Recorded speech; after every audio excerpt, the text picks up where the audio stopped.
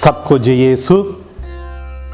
सुसमाचार वृत्तांतों की प्रेरणा कहां से और कैसे मिली, इसके बारे में आज हम सीखेंगे।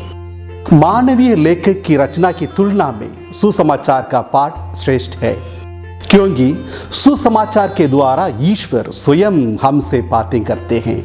इस तथ्य को हम अपने इस कथन द्वारा प्रकट करते हैं कि सुसमाचार ईश्वर से प्रेरित हैं।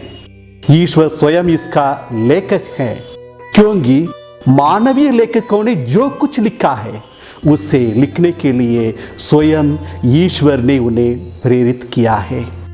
उसने इन लेखकों को अपने साधन के रूप में प्रयोग किया है, जिनके द्वारा वह अपना वचन हम पर प्रकट कर सके।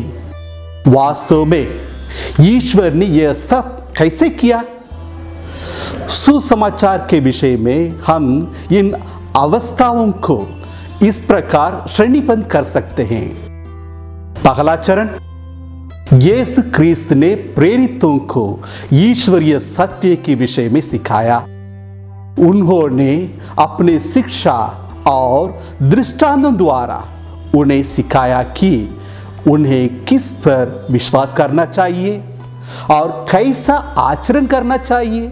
उन्होंने अपने कार्यों द्वारा सिखाया कि ईश्वर द्वारा मुक्ति प्राप्त करने का क्या अर्थ है।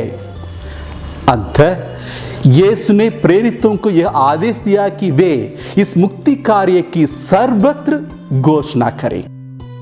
दूसरा चरण, यीशु ख्रीस्त के पुनरुत्थान के बाद और पेंतेकोस्त के दिन पवित्र आत्मा से परिपूर्ण होकर प्रेरितों ने वह कार्याधिकार पूरा किया जो यीशु ख्रीस्त ने उन्हें सौंपा था।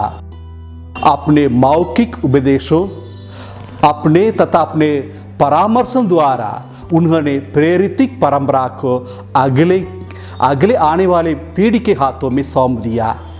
इस परंपरा का बहुत बड़ा भाग उन्हें सीधे यीशु से प्राप्त हुआ था।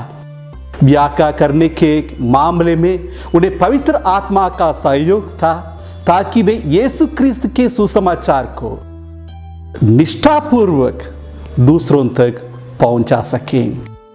तीसरा चरण, प्रेरित प्रवचनों को धर्मोत्साही शिष्यों द्वारा लिखा गया। यीशु ने जो कुछ कहा और जो कुछ किया उससे लिपिबद्ध किया गया, परंतु उन उदाहरणों के संग्रह मात्र थे। इसके बाद यीशु के संदेश का पूर्ण से लिखित अभिव्यक्ति का समय आया। यही कारण है कि पवित्र आत्मा ने चारों सुसमाचार लेखकों को यीशु के सुसमाचार सुव्यवस्थित लिखित दस्तावेज तैयार करने के लिए प्रेरित किया। ख्रीस्तीय परंपरा के अनुसार वे चार लेखक मत्ती, मार्कुस, लूकस और योहन हैं। संत मत्ती ये यीशु के प्रेरित थे। इन्होंने विशेषकर अपने यहूदी भाइयों के मन परिवर्तन के उद्देश्य से सुसमाचार का संपादन किया। संत मार्कुस ये संत पेतरुस के सहपाठी थे, सहयोगी थे एवं दुभाषिया थी। ये गैर ख्रिस्तीय रोम के हालातों को बड़ी अच्छी तरह जानते थे। संत लूकस ये एक यूनानी ख्रिस्ती अनुयायी तथा महान मिशनरी थे। वे यहूदी और गैर यहूदी सबको ख्रीस्त के विश्वास में लाना चाहते थे। संत योहन ये ख्रीस्त के सबसे प्रिय शिष्य थे। इन्हें ख्रीस्त के बहुत करीब रहने का सौभाग्य प्राप्त था। पहले 3 संस्करणों में यीशु के कार्यों एवं उनके उपदेशों की जो बातें छूट गई थी, उन्हें जोड़कर वे भी एक संस्करण तैयार करना चाहते थे। इन सभी अवस्थाओं में पवित्र आत्मा पूरी तरह सक्रिय था। वह प्रेरितों को यीशु को समझने में सहायता देता था।